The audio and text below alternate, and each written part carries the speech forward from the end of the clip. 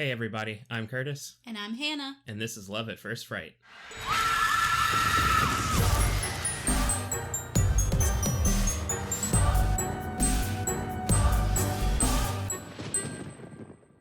Do you want to play a game? I knew you were gonna ask it. No, I have something else. You said, oh, no, it should be a surprise. This should be a surprise. And I said, are you going to ask me if I want to play a game? And you said, no. There's something else. There's something else. No, this is what I actually want to ask you. If you had to pick one of the saw traps okay. to, like, endure, which one would you do? Like, which one do you think you could survive? Out of all of them, or are we just talking about the first movie? I mean, you can do whatever. You can just do whatever you want. I gotta reach deep into the back of my mind to remember every saw trap I've ever witnessed. Yeah. I like the, what's it called? I don't actually know the name of the trap. Okay. But it's from I think the movie called Jigsaw. Oh, okay.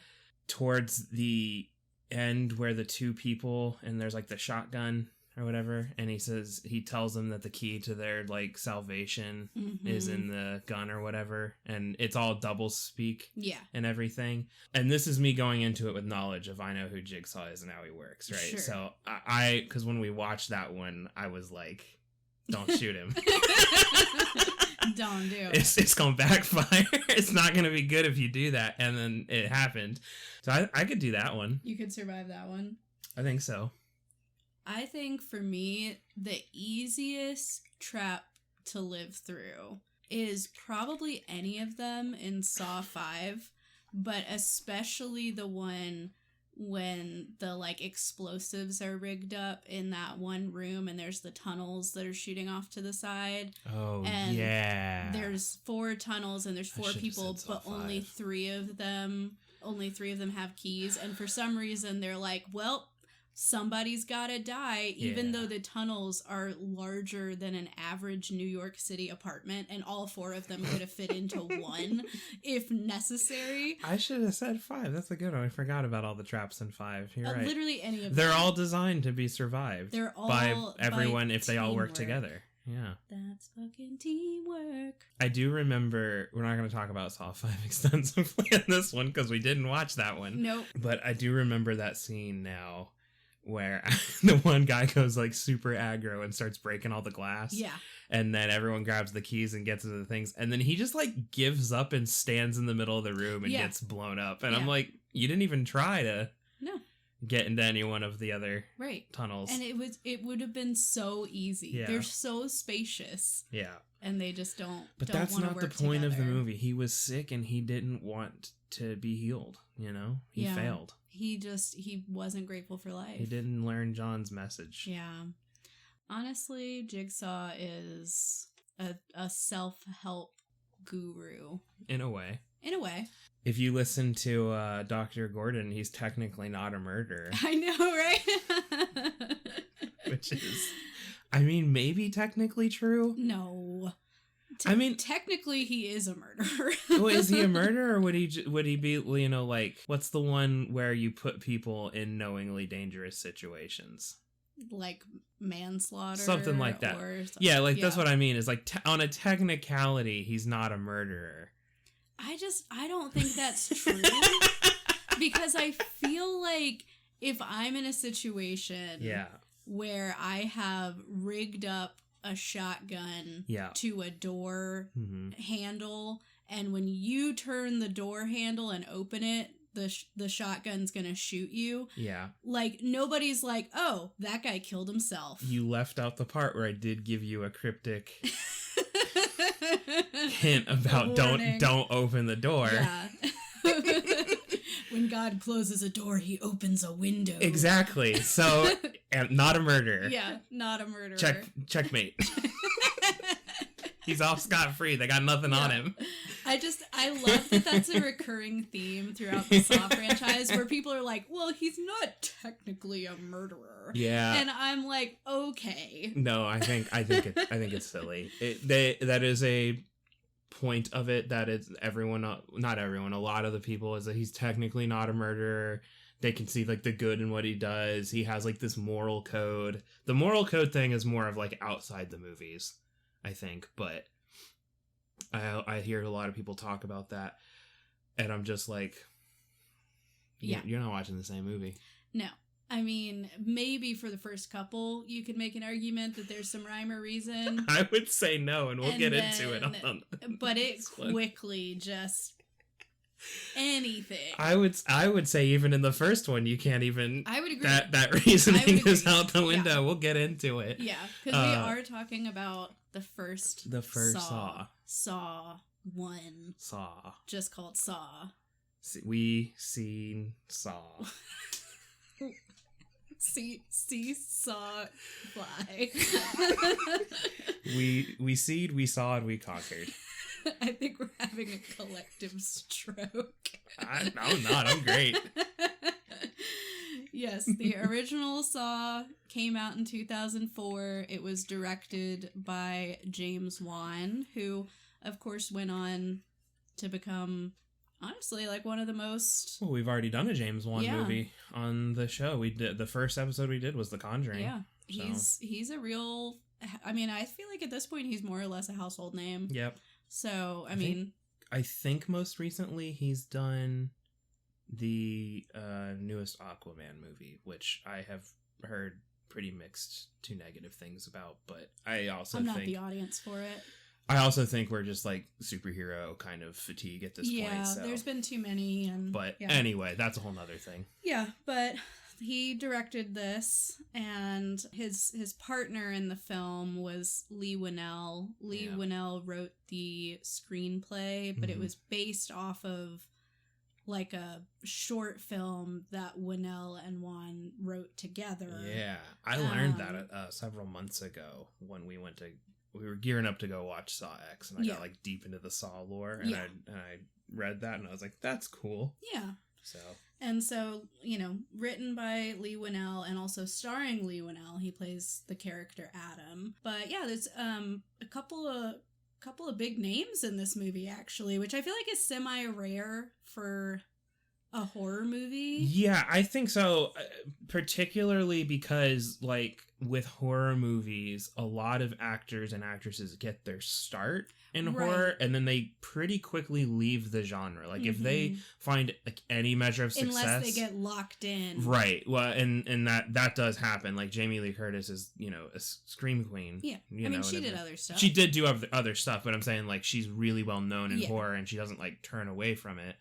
I think it is kind of a cool thing to have the first of a horror franchise, right? And it has some pretty big names attached to it. Yeah, obviously Cary Elwes, very, very famous. Loved him since I saw Princess Bride for the first time. What a treat!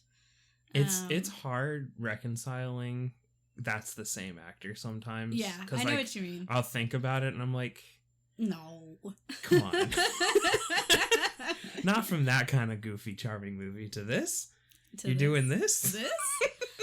which is not a knock against him. I love it. Yeah, it's great. Anyway. And also Danny Glover. Yeah.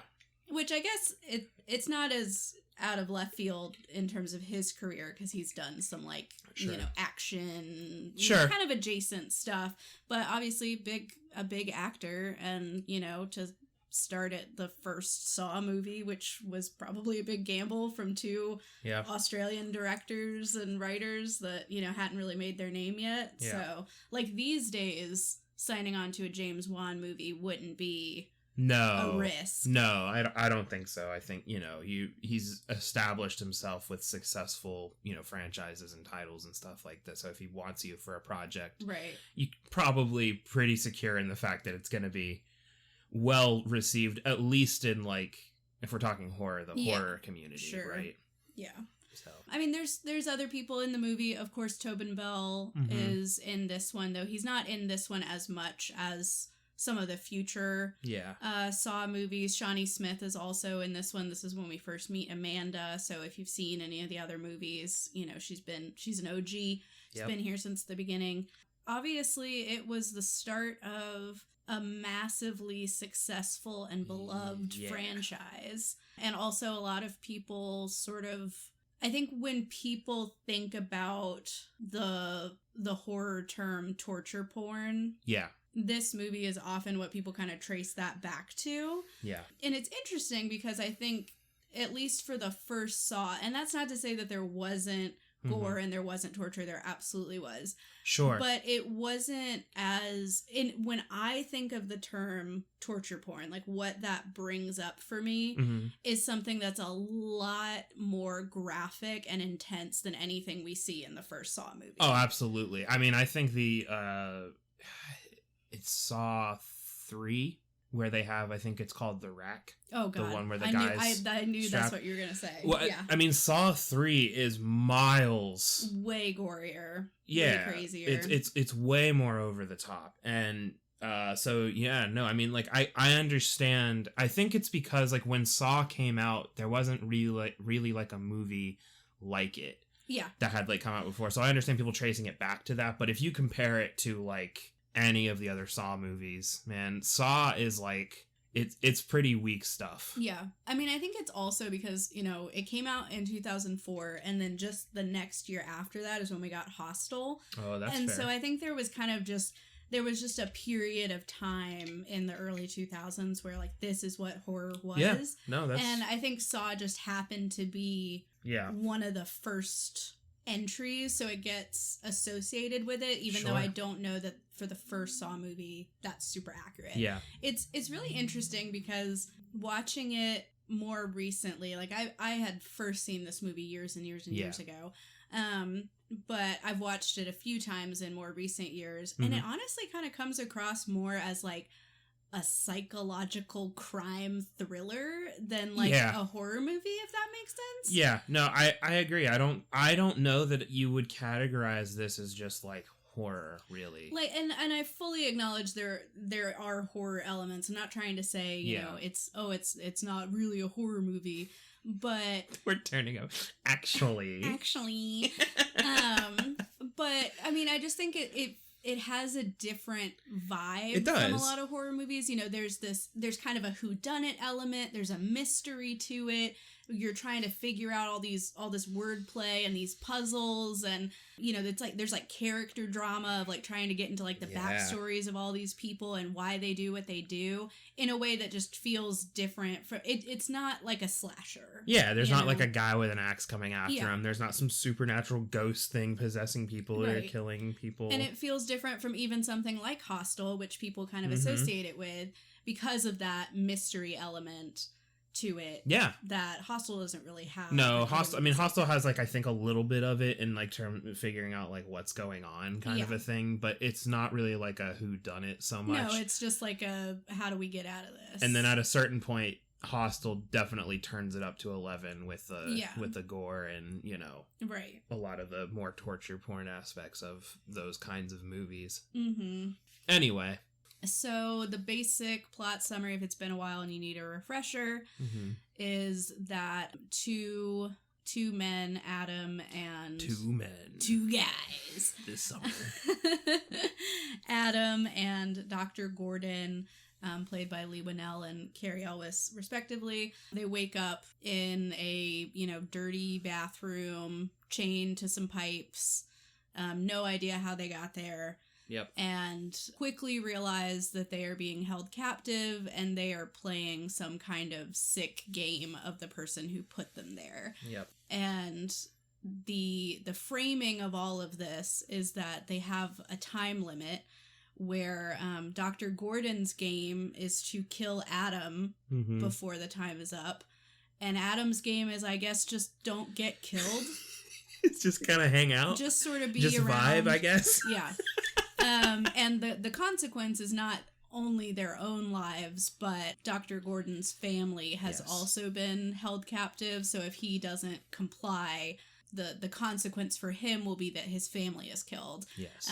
So, you know, that's the main story, but we're kind of getting a lot of setup throughout this film about Jigsaw and who he is. So we're getting some of the detective side of the people investigating these crimes.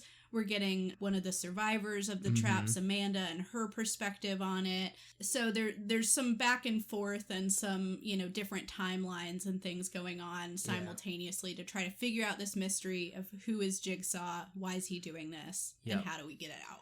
Yeah, it's there's a lot of moving pieces in this one that, like, explaining it linearly.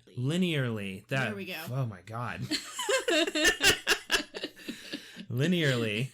You have 30 seconds to say linearly. Spell linearly. Or else I'll gouge your eyes out. Just do it. Just do it. Just take me out. L-I-N-E? Game over. No! Explaining it all in chronological order. Yeah. I found a loophole. There we go. Look at you. Would be a Herculean task. Yeah. Because, I mean, as you watch the movie, you don't know all of the parts. Yes. A lot of it you are finding out as the characters are finding out. There's actually some really cool cinematography that happens in this to kind of show the point of view of the characters at different times. But a lot of the information that you get is through basically exposition that they're telling and seeing kind of how they got to this point. Right. And all the answers are there. Yes. But one of the best things about Saw, when we first did a watch through, was it last year? I think it was like last year. We watched all of the movies that were out. Every single one of them. Except for Saw X. Yeah, because it wasn't out yet. And then we went and watched Saw X when it did come out. But we did a whole big watch through. And we started out with this, and I think we were like, Saw's pretty good. Yeah. And then it kind of just like went down, and it was a roller coaster, and then it got like good again. Yeah. Because by the end of it, you and I were so hyped for the ending thing that they do in every Saw movie. The ending montage. Where they do a montage where they recontextualize everything in the movie to like show you how all of it fit together, and it was there the whole time kind of a thing. And when we first did this watch through, we were so frustrated because we were like, the last 15 minutes of every Saw movie is just them going back over the movie we just watched. But putting it in the chronological order. Yeah. But now, man, I live for it. It's so good. I live for it. But yeah, the one of the best parts of the movie is the end when, you know, it recontextualizes all of this and it puts it back in order. But it does go to show that they actually do a mystery where you can kind of solve it. Yeah, you definitely before the end, which I think is really cool, and also a lot of mystery movies don't do. Yeah. And they even give some red herrings, you know, because one character I only briefly mentioned, the detective that Danny Glover plays, Detective Tapp. Yep. I always want to say Trap, and it's Tapp. It's Tapp, yeah. I'm the same. I stumble over it all the time. Yep. But he's the one who's like taken a real special interest in this Jigsaw case, and you kind of learn throughout the movie that he's like been kicked off the force because he got too obsessed over it, and you know all that stuff. But seeing things through his perspective where he's trying to put all the pieces together, and there's even a point where the movie kind of suggests maybe Detective Tapp is behind all this because he suspected Dr. Gordon was Jigsaw, so now he's putting who he thinks is Jigsaw through his own Jigsaw game, and you're like, whoa, my brain's bleeding. But of course that is not the outcome of it, but they do all these little, you know. The movie, after a certain point, it just becomes like twist reveal, straight into twist reveal, straight into twist reveal. You are constantly just like whiplash, and this guy, that guy. The whole time they're like, you actually thought it was Tapp, you fucking idiot. Fucking idiot. Let me tell you why you're an idiot. Yep. But I mean, these movies rule. No, they're so much fun. I honestly don't know why some people don't like them. I get for some people there's if you don't like a lot of the, you know, blood and guts kind of stuff. Oh, sure. The blood and guts is perfectly. Probably this wouldn't be a good, you know, movie for you. But I think sometimes people just take it a little bit too seriously. Yeah. And I don't think, like, I have so much more fun with Saw when I just embrace if you kind of just kind of like let go when you get in there, and oh my god, it's a fun ride. Jigsaw, take the wheel. Like, you just gotta let go and experience the trap in real time. Yep. And just have fun with it. Yep. And yes, because we are how we are, I will relentlessly pick apart all of the plot holes afterwards, but that's part of the fun too. Yes. And, you know, it's like I've done that to death with this first one of like Adam's whole thing where he doesn't really even have a role to play in this. There's so much. Let's like kind of get into it a little bit, because there's scenes in this where I think we can dismantle the whole like he's actually like morally gray and he has like a mission and it. Shut up, because he doesn't, and I can prove it in this movie. He doesn't need to. No, he doesn't need to. Well, and it's one thing I know we said we wanted to get into it, but one quick thing I wanted to drop in here is that Leigh Whannell has said that his inspiration behind this movie was he had his own kind of scary medical experience where he like had to go through a battery of tests to rule out that he had some kind of brain tumor. Oh. And I mean, he didn't, but it was still scary in the moment before he knew that. And he talked about how he was sort of having this thought in his head of like, you know, if they tell you, hey, you've got a tumor, you've got cancer, whatever it is, they say, no, they say, you know, oh, you have a year to live, make the most of it. And he was like, what would happen if the same doctor said that to a serial killer? Like, how would a serial killer make the most of it with their year to live or their 6 weeks to live or whatever? And so I think even like Wan and Whannell acknowledge that like, while he's a complex character, he's not a good guy. No. You know? I distinctly remember there being so much conversation there still is. About people being like, oh, he, you know, I mean, it's like just Batman. like, Dr. No, Gordon being like, he's technically not a murderer. Yes, he is. He's killed. Anyway. He's responsible for so many deaths. Yeah.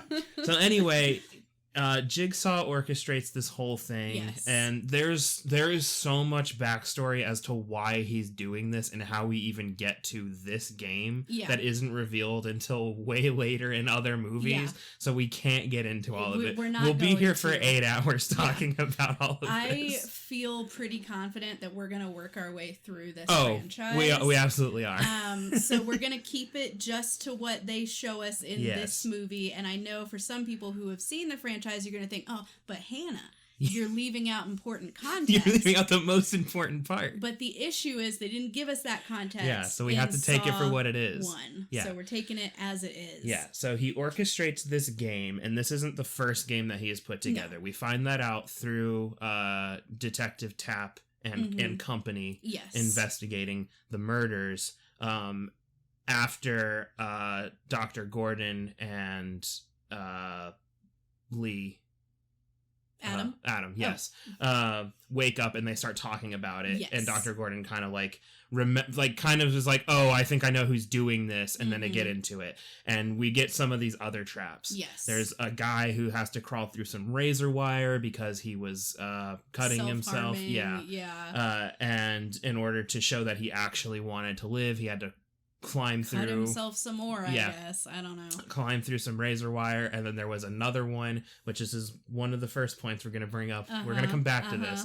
There's a man who's covered in flammable jelly, locked in a dark room with one candle. The floor is covered in glass, and he has to get these numbers off of a wall that are covered in numbers. It's literally floor to ceiling numbers. And he has to put in a code. Combinations in here. Yeah, without dropping the candle on himself and burning himself alive. All that because he's a malingerer who like called in sick or something.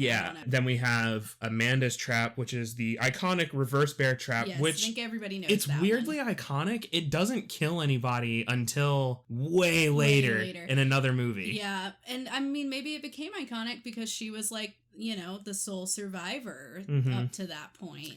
I guess that's true. But yeah, so we have those 3 traps that get revealed to us, and then the context of this being they're in one of Jigsaw's trap, and they don't know, nobody knows who Jigsaw is. No, he's actively wanted by the police. There's an active investigation going on. And so importantly, at the jelly trap, the flammable jelly trap, they find a pen light that belongs to Dr. Gordon. Yes. This has been planted at the site to make it look like Dr. Gordon was there, even though he wasn't. But this is what sparks Detective Tapp's like obsession with it has to be Dr. Gordon, because he thinks they have him.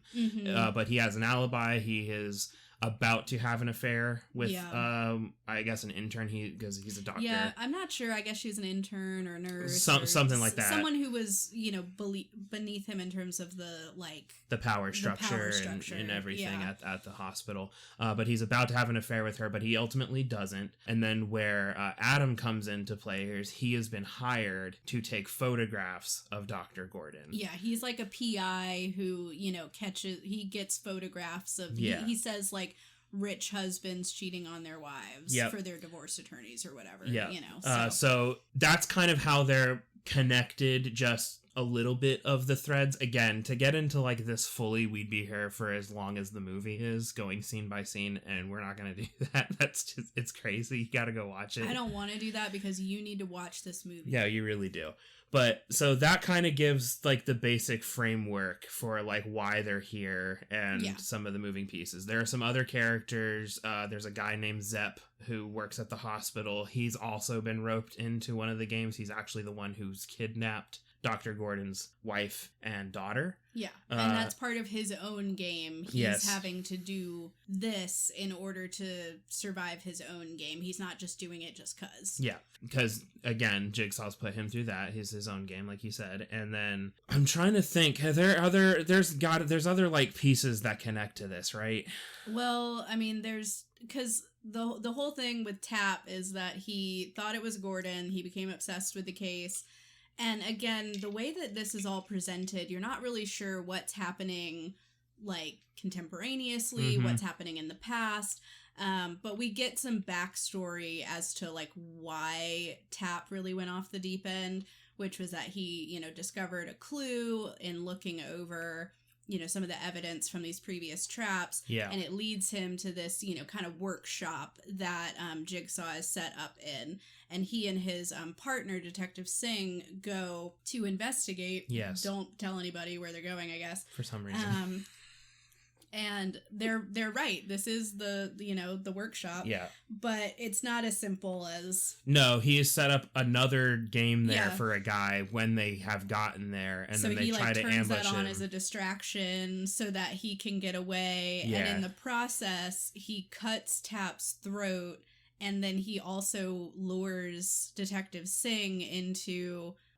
this tripwire that triggers a shotgun and kills him. Yeah. Tapp does survive his injuries, but like after this event, he's like shattered. He's like basically broken. A breakdown. He lost his partner and he feels responsible. He failed to get Jigsaw. We don't see all the specifics of how he loses his job and everything, but he's basically taking it upon himself. He's like renting like a crazy hole in the wall apartment with across the street from where Dr. Gordon's, and he has like the pictures on the wall with the red string. It's just like a million different newspaper cutouts and red string and stacks of stuff. And he's gonna solve this thing. One thing I really want to mention about this movie, it is one of my favorite things, and they keep it up for like all of them just for like aesthetic purposes, I suppose, but like it really shines through in the first one, I think, more than almost any of the other ones. Is just everyone lives in absolute squalor. Yes. In this. I think except for Dr. Gordon's apartment, and that was designed and like decorated by a bachelor. Yeah, and Dr. Gordon's apartment was so clearly on a soundstage. Yeah. Like, it was not... They couldn't even get an apartment or a house. Like, it was not... That's not how apartments are set up. No, it didn't look real. So it looked like fake painted brick that they had in the background. It's just weird looking. But, like, everyone else's house, Adam's apartment... I know Detective Tapp's thing is, like, a hole-in-the-wall thing. Yeah. But, I mean, like, there's graffiti on on the inside where he is. Yes. So like, and same with Adam. Yeah. So it's like he didn't put that there. No, there's just like graffiti and he didn't grunge even get the landlord special before he moved on in. everything in this movie. It's so funny. There's a scene where Gordon's walking. He says he's leaving from a hospital. Which later we learn he was actually leaving from a hotel. Yeah, but either way, he's at like a parking garage, and it's just like a warehouse. It looks like a barn. Yeah. But just like, with cars just with cars in it. It's so funny. Yeah. They obviously were doing the best with what they had, but it's really funny to watch. Like they have such a big budget in the later movies because this became so popular that it is a little bit jarring to go back to the beginning and see like how small this is. Yeah. In comparison. It's kind of wild, and it's very interesting because it's relatively simplistic. Yes. In terms of what we get into in later Saw movies. Right. Like the story is pretty self-contained. Yeah. You don't really need a whole lot of I mean, I understand it's a little bit more complicated because you have, Zepp's game that interacts with Gordon's game and, all this stuff. But at the end of the day, this was two guys in a bathroom. Yeah. It wasn't like some of these other ones where it's these high-tech traps that have certain triggers and do this and, suck bone marrow into this tube. And, it wasn't any of that. It was, and they had like, 8 hours? Some crazy amount of time that they were like actually in there in the bathroom, which is kind of absurd because versus some of the later movies where it's like you have 20 seconds to behead yourself if you want to live. Well, I mean, even Amanda's trap in this movie when she gets the thing pulled out, it's like a minute timer or something like that for her to dig through her cellmate's body for a key. But so this is a couple of things I wanted to talk about just briefly to dissuade the people being like he's morally gray or whatever. Mm-hmm.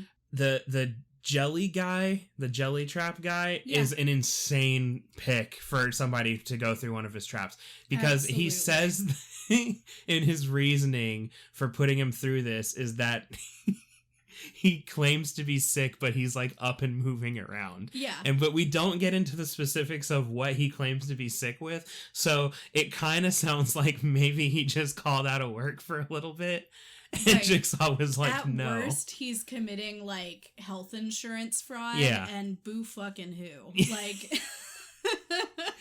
But so he decides to put him through that trap. And like, fine, if you want to say, well, at worst, that seems pretty bad. And he doesn't appreciate being alive for some reason because of that. But Amanda's game is the real kind of linchpin in this whole thing, where she has the reverse bear trap on, and in order to get out, she has to get a key that is within the intestines of her, what is said dead cellmate. Yeah. And he's just laying on the ground in front of her, like a question mark has been like painted onto his stomach, and she has a small knife that's next to him. I guess it's like a scalpel, I don't know, to like cut into him with. But just before she goes to do it, he wakes up, so he's not dead. But we find out, because she's the one telling the story to the detectives, that he was overdosed with opium, so he couldn't feel or like sense much of anything going on. So I guess it was like relatively painless for him. Yeah. I don't know. And we got zero backstory as to why that guy was just laying on the ground. Who's that guy and what was his game? Right. Because he had no opportunity to survive. No. So like, if you're being charitable, he went through his own game, and the end result is he was overdosed with opium. Yeah. But if you're not, opiates, yes. If you're not being charitable like me, then Jigsaw picked up a guy that she knew, just put a bunch of drugs in him, just loaded him up, and was like, "All right, dig through his stomach if you want to live." Well, which she also does. Like it's kind of unclear in how it's presented that Amanda even realized that he was alive when she was doing that. Mm-hmm. I mean, you could extrapolate that she might have figured it out, but I think it's telling that because Dr. Gordon is overhearing her story. Yeah. And it isn't until Detective Singh says, he was alive, that he's like, oh, he was alive? And so, like, if Amanda was the one recounting the story and she didn't say he was alive, it was probably because she didn't know at the time that he was alive. Yeah. So it feels buck wild to me that her trap is cut open a cadaver to retrieve an item. Yeah. Because it's like, not that I want to live through these traps, but if my trap was cut through a cadaver that can't feel anything and isn't alive anymore. If they're already dead, yeah, sure. That's a no-brainer. That's easy. I'm gonna do that. Yeah. So, like, why would he tell her he's dead? You know? Yeah. Like, I don't know. It seemed like baby steps compared to what a lot of the people only go reason through. I think she knew that he was alive, she just didn't mention it in the thing, is, one, we don't know how deep Amanda is at that point. Now, this is supposed to canonically be her first game, so she's probably not in it. Mm-hmm. You know, with Jigsaw yet at this point. But when she is cutting him open, you can hear the guy moaning and grunting and stuff. And so I know adrenaline and all that stuff is going, so maybe she just didn't notice, doesn't remember, whatever. Right. But it could also be a coping thing that she didn't, you know, say it, because it's a lot harder for her to be like, no, I did kill a guy. I killed a guy. Yeah, I disemboweled a man. But anyway, I think that specifically is the one where I'm just like, no, he's like definitely a bad dude, because I don't know what that guy did, but it didn't deserve being drugged up to the point where he couldn't do anything and be cut open. Well, and like even the first guy, like the guy who has to go through the razor wire trap, his whole thing was that he self-harmed. Yeah. And so Jigsaw's like, you don't appreciate life. Now you're going to find out if you have what it takes to live. And it's like, okay, sorry, I didn't realize having fucking depression was a capital offense. It is to Jigsaw. That's his whole thing. He had depression, but now he's fine because he had a car accident. Yep. You're getting into stuff that wasn't in the first Saw. Yeah, I know. I'm sorry. It's so hard to talk about this without... Keep it to the first Saw. The one we saw. Don't worry about it. He didn't have a car accident. You don't know that. One. I don't even know what you're talking about. He's just a guy laying in the floor.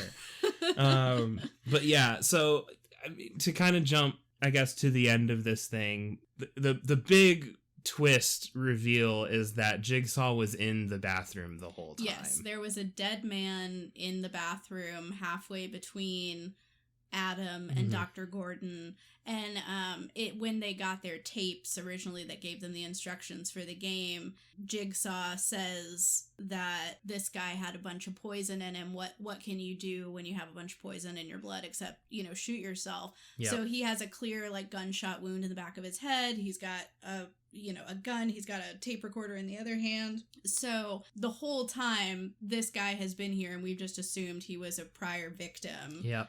Until the very end of the movie, when he stands up and the little and he rips off his latex special effects makeup.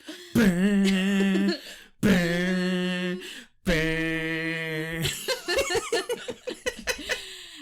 my favorite part is that Adam, really tries to go for it, because he tries to go for the gun when he really up. Does. And then Jigsaw's just like, because their chains are somehow electrified or something. I don't know. It doesn't matter. To shock them. I don't know what the mechanics of it are, but he just shocks them back.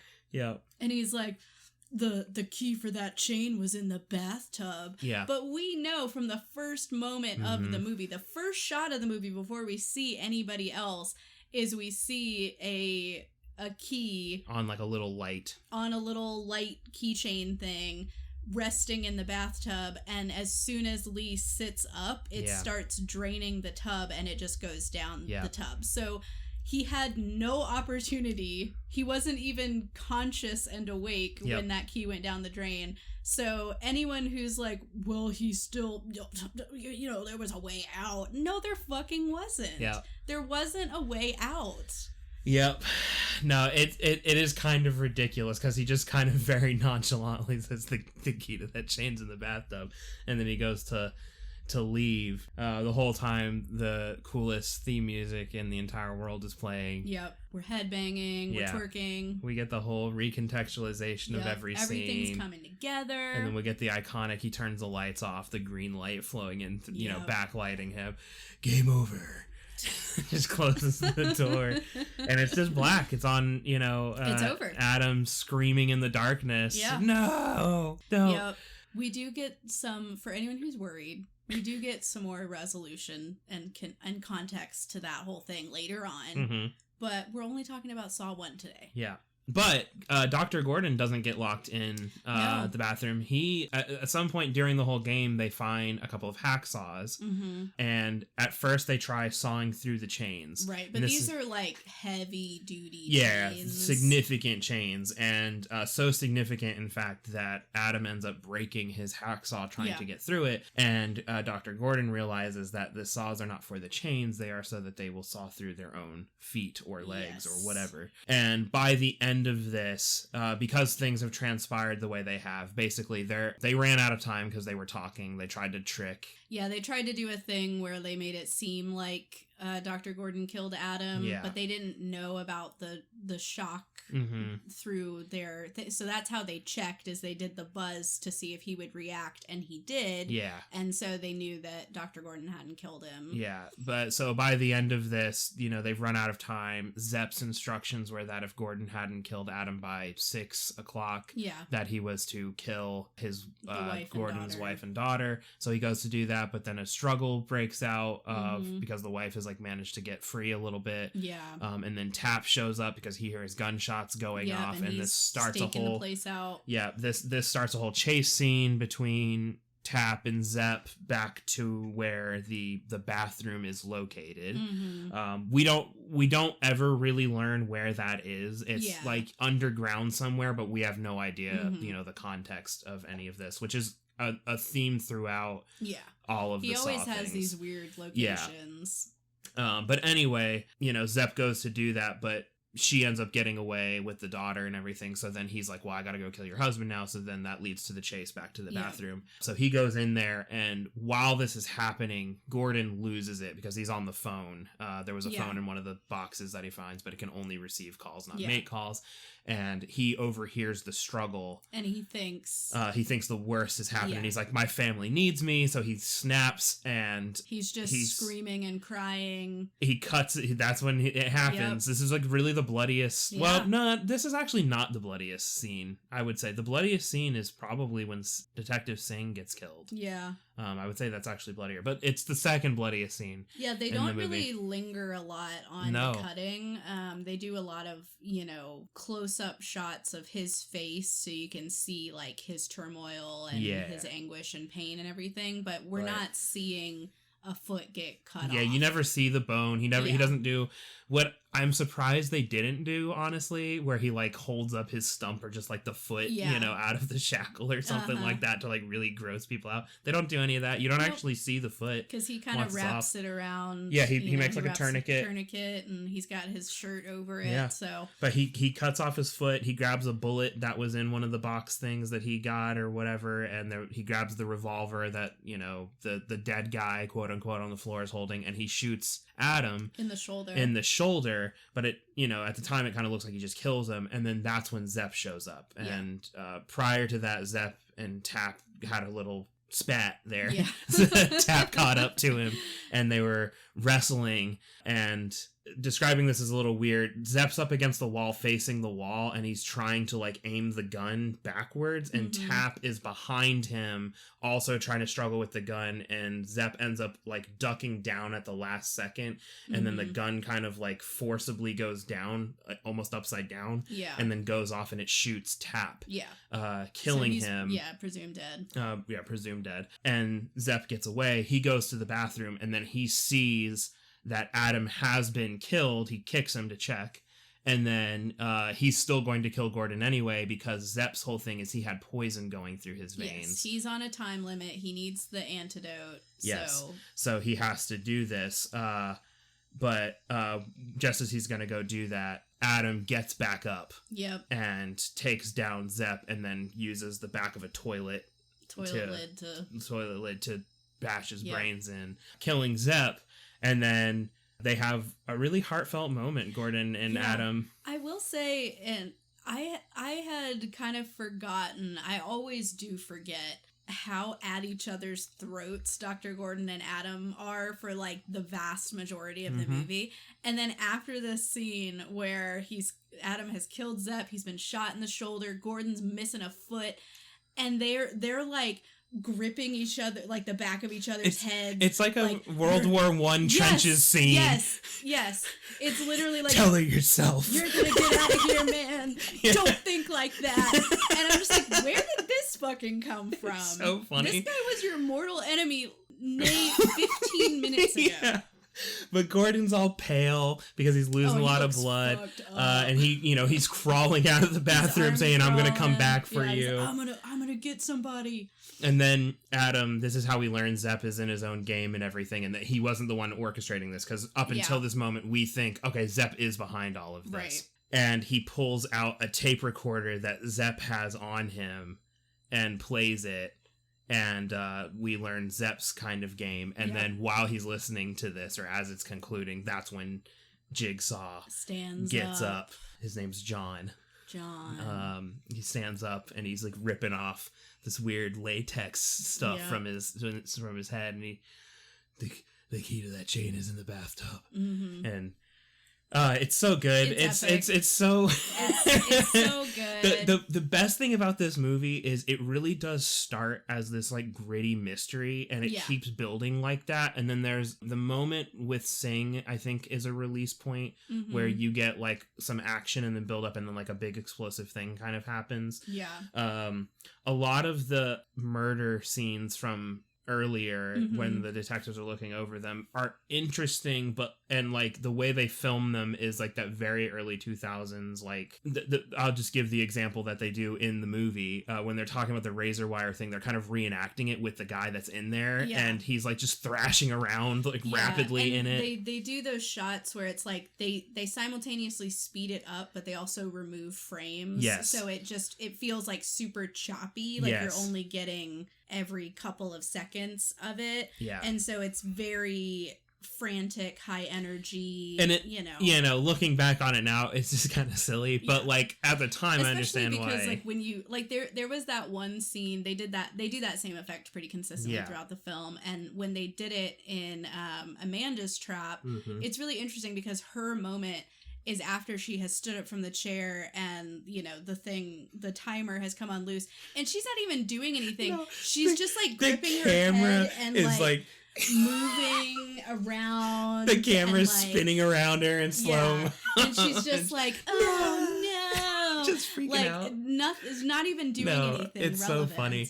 But yeah, we get a lot of those moments throughout. The wife and the daughter survive. Yeah, the wife and the daughter survive. Which is a rare thing in the land of Jigsaw and Traps. Normally like everyone gets killed. Even the most innocent, they get killed first, usually. So yeah, there's very rarely survivors. But we learn about all of the traps at the very end of it and all the games and everything. And then that's kind of it. We don't know what happens to Gordon. He crawls out of the room. He crawls out, but for all we know, Jigsaw's 10 paces behind him to shoot him in the just back kills of the head. Him or something. You don't know. But we don't really know what happens to Adam.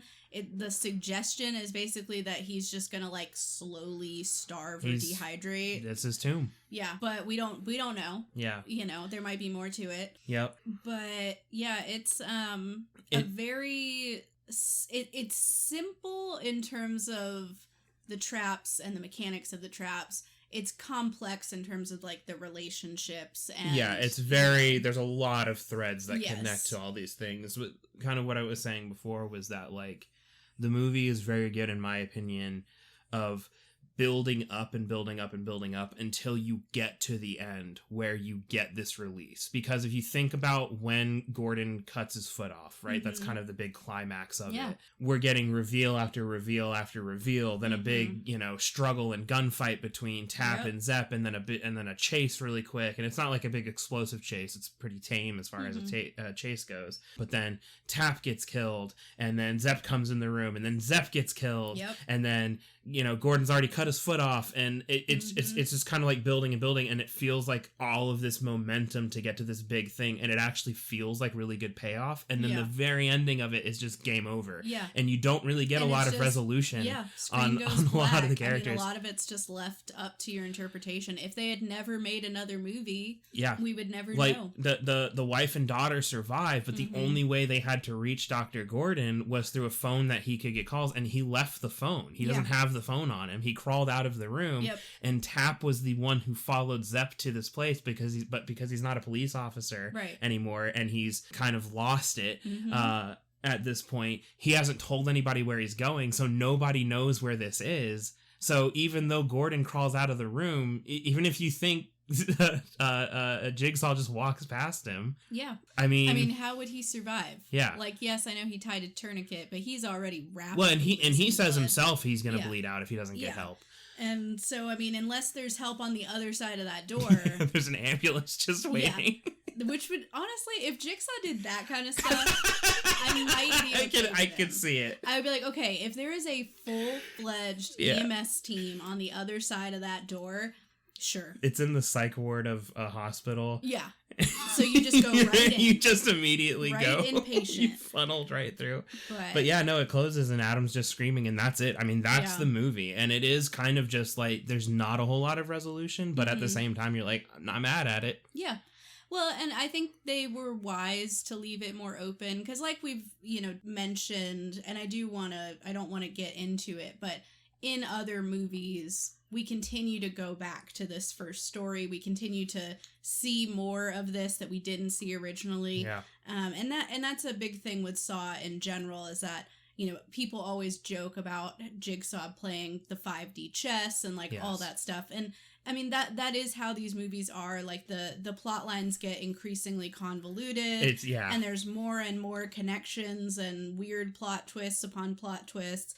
But again, like to me, that is kind of the fun of it. It's the charm of the whole thing, right? It's a popcorn movie where I'm just like hyped to be there. Yeah. It's just fun. By the time you get to the end and that theme music kicks in, you are so ready for the fist pumping, the flashes of all the scenes in the movies that you've seen building up to the moment right now and everything. It's really, really good. It's really fun. That isn't to say that it's also not like unintentionally really funny. Yeah. They used a lot of actors who are not American and then set them in what is supposed to be like, downtown Jersey, Detroit, something like that. I think it's Jersey. And there are times, particularly when like the emotions get really high, that like the accents really start to slip, and you're like, oh boy. Yeah.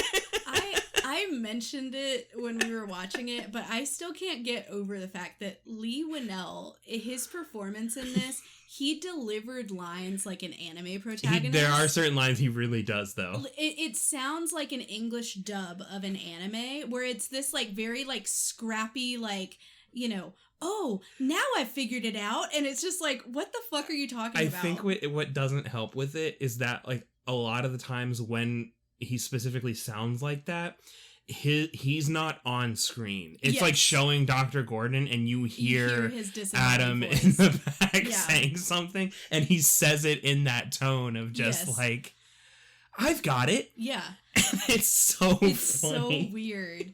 And Cary Elwes, as much as I love him, and I'm not going to say anything bad about him. No. I'm just going to say he is British. He is British. That's just a fact. And I'm not saying anything else about it. I kind of wish they had just let them do their normal accents. Honestly, why not just have this... Well, I did actually read a thing, too, that apparently James Wan and Leigh Whannell had originally...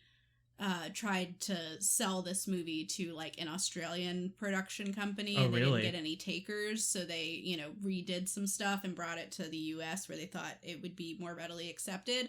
So maybe that's why they also wanted to set it in America. Interesting. Whereas it may have been set, I don't know, in like their first draft. Sure. It might have been set in Australia somewhere. Who knows? But yeah, it was funny to hear some of the... Yeah, towards the end of the movie, it really starts to slip. Yeah, out there. I think the thing, and I know I said I wasn't going to say anything bad about Cary Elwes, and this isn't bad. This is just an observation. his American accent sounds a lot like the transatlantic accent. Yeah. Which I think is what makes it sound weird, because it's not even that he's doing a bad job at the transatlantic accent. It's just that we don't really Nobody talk like that in the anymore. US anymore. Yeah. So he kind of has that like old-timiness to his delivery and to the way that he says words that makes me feel like I'm listening to a presidential address from 1928. Yeah. You know? No, I agree. I think it's very funny. I mean, the only person who, not the only person, there are several people in it that are definitely like American. Oh yeah, I think the majority of the rest of the cast. But like, you know, Danny Glover doesn't sound out of place. Yeah. I do like, one of my other favorite things about this is several of the characters end up doing kind of weird voices just because of like circumstances. You know, after Danny Glover gets his throat slashed, he's, I had you. Yep. For the rest until he gets into the gunfight with Zepp, and then he screams, and that's full throated. Yeah. He's no longer even trying to do it, and it's he just loses it.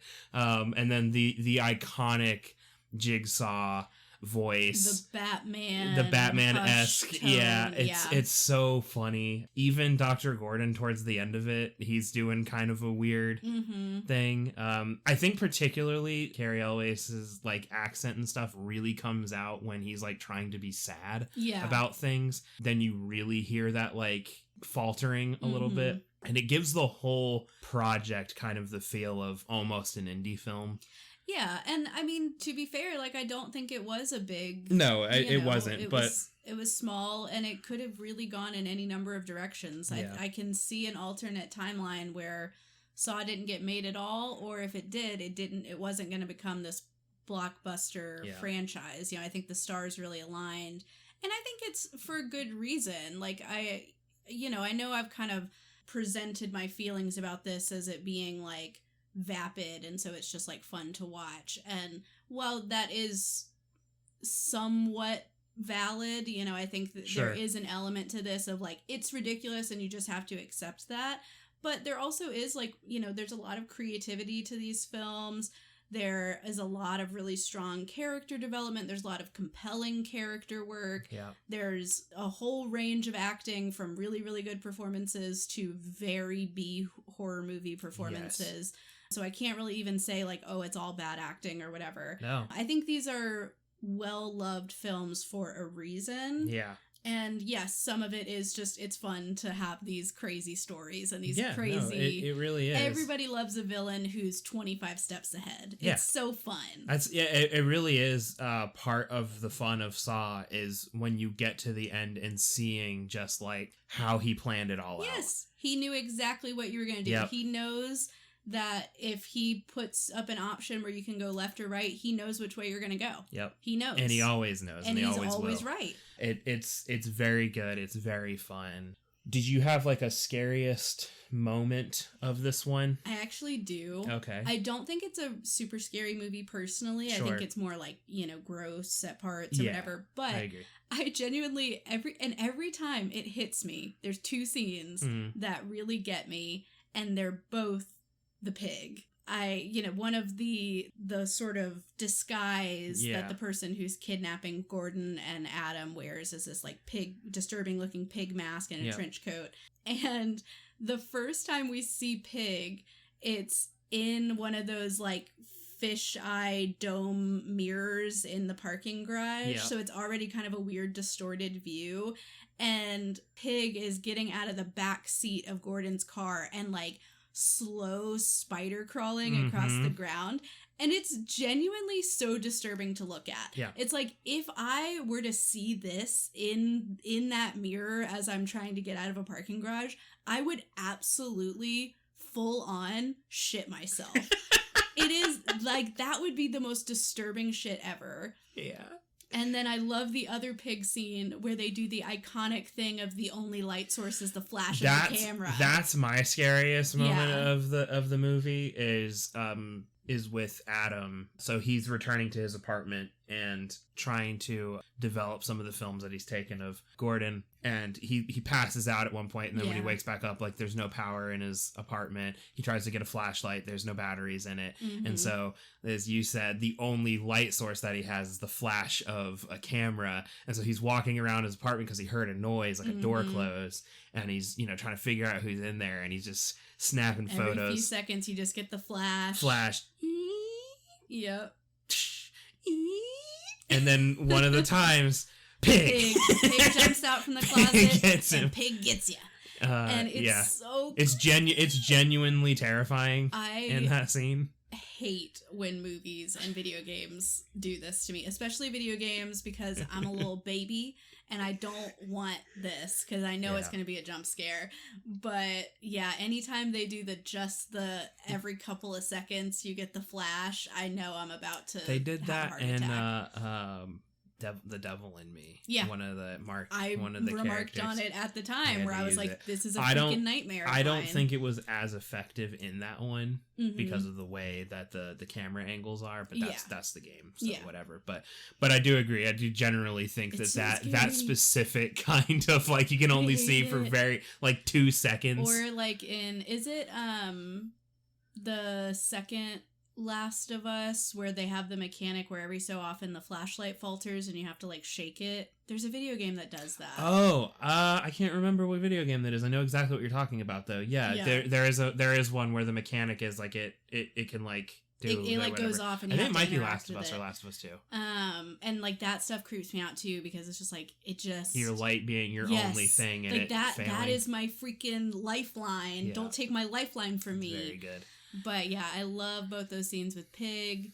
I think it's the scariest part of I think easily. I mean, if you're averse to blood and stuff, then the scariest is probably when he actually cuts his foot off. Yeah, or just any of the other trap. Yeah, you know, the part with Sing is also pretty intense, but other than that, I think it's I think if you're just talking about, like, actual somebody's, like, coming to get you kind of horror, that's by far the scariest part of that movie. What about rating it? What do you think? Oh, you go first. It's hard. It's so hard because I love these movies. It's not a 10. It can't be. It can't be. Because there's enough wrong and bad about it that it's not a 10. But this might be controversial. This is like an 8.5 for me. Okay. Like real strong. I love putting this movie on. We watched it we just watched it, literally just watched it, and then did this. And then we did a watch through of the entire series last year. Yep. Back when they were still, like, in the throes of making, you know, all of the Saw movies. I remember renting or my friend buying all of them up to a certain point and doing watch throughs of every single one of them, and I never ever regretted putting them on. No. Particularly the first one. I've seen them multiple times. It's just a fun ride the whole way through. No, these kind of movies I think are really tough for me to rate, because it's almost like you need a different scale, you know, where it's like, is it a 10 movie in terms of all movies that exist? Probably not. Yeah, right. Is it a 10 movie in terms of really fun and inventive horror? Yes. Yeah. You know, so it's really hard. I was kind of lingering around like a 7.5 or an 8. Yeah. My only thing for that, and I love this movie, right? But I do think it does lean a little bit on the ridiculous side. Sure. There's certainly some plot holes, especially if you consider this on its own and you don't consider any of the context we get later. There are some things that are kind of frustrating as a viewer of, like, why would those decisions be made? And, you know, I also think that there are Saw movies that are better within the franchise. Sure. Which might also be controversial. I think that is a controversial take, but I don't necessarily disagree with you. Yeah. So, I don't know. I think it's a really good horror movie. It's one that's definitely worth watching and rewatching. Absolutely. But it's not the best. You were just talking about, like, they're almost like we should have a different scale, and that got me thinking, is like we should develop, like, a scorecard. A score. Ooh. So that when we watch them, then we can be like, it's a 5 in terms of scariness. Yes, but it's a 10 in terms of fun. Yes. You know? I love that. And then we can come up with our own thing, and we have a mathematical how we got to that for everything. I think we're gonna do that. We should work on that. I think we're gonna try to work on this. But for now, I'm gonna split the diff. Yeah. And I'm gonna say it's a 7.75. 7.7555. Repeating. Bloody stumps out of 10. Yeah, I didn't say it was 7.75 diarrhea-filled toilets. Oh no. That Lee just sticks his whole hand into for some reason without a second thought out of 10. 8.5 Zeps out of 10. Okay. Yeah, that's good. It's gotta be Zep, man. The theme being called Hello Zep. Ugh. It's the best. It's the best. We will be on I'm not kidding, guys. We will be on car rides, and I'll just be like Spotify. Yep. Just any of those Zep. Hello, whatever. Hello, the final overture, Zep. The final, yep, any of them. Whatever, I don't care. Just put them on. We're headbanging. We're rolling the windows down. When the drums kick in and it gets like all industrial in there. It's so great. I always take notes when we sit down to watch these movies so I can reference back things. Yeah. And before I had written anything else for this movie, I just phonetically spelled out dun dun dun dun dun dun dun dun dun dun dun. It's so good. Yeah, I have no shame. This is one of my favorite movies, horror movies. It's probably, I don't know, man. It's just it's a fun time. It's a great movie. Yeah. It's on the 100 best horror movies of all time. I think it deserves to be there. Oh, I think so too. You know? I think so too. And I mean, again, this is something we've talked about with other movies as well, but there is something to be said about starting something. Yeah. Like, if you are the person who originates something, that there is something very special about that. Yep. And even this just being, even if we only consider it in the context of the Saw franchise and not the influence that it's had on the rest of the genre, which it has, but, I mean, it was the start of something special and long-lasting that continues to be relevant and in demand. Yep. I mean, they're gonna make a Saw 11. Yeah. So, yep.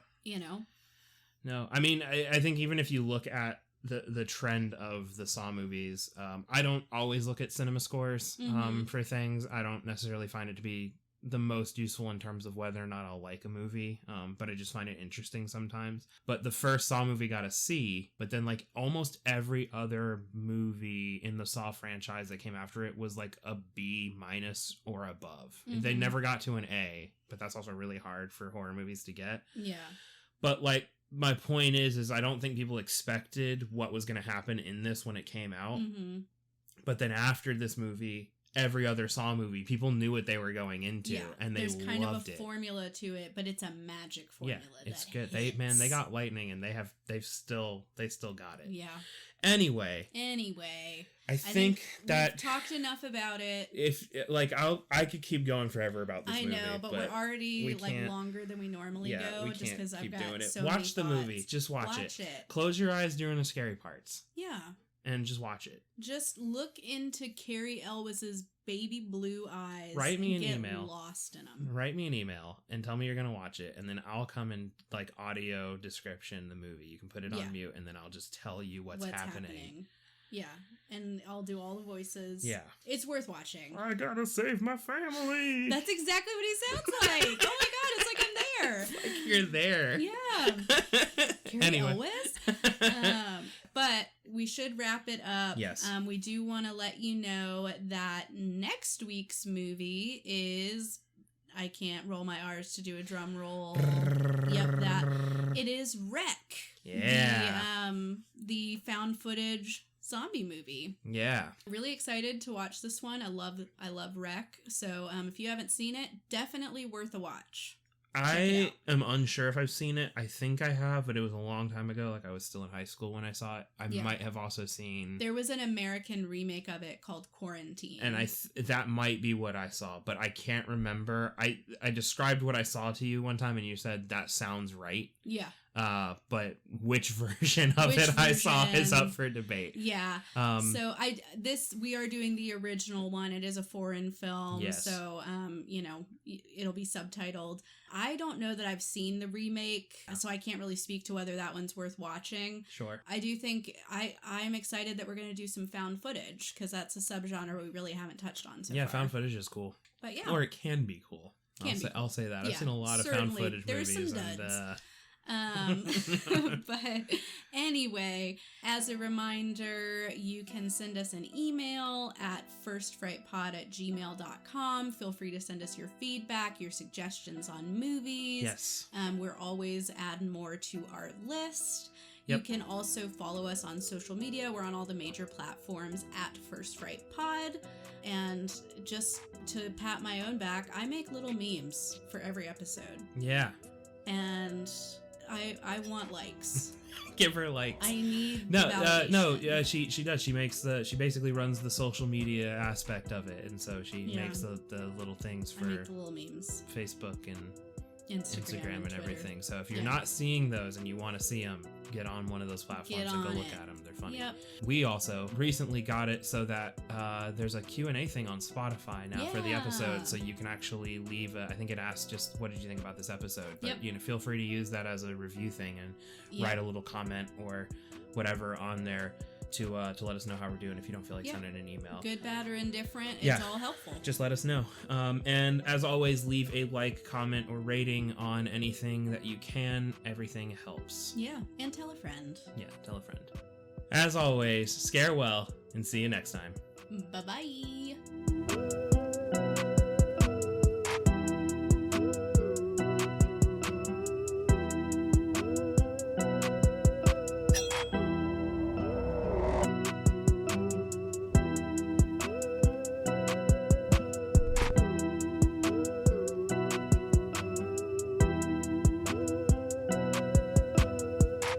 That's it for us on this one. Yeah. Alrighty. Well then, as always, scare you later. Wrong. I was so confident. As always, a completely different before. As always, bye. As always, no.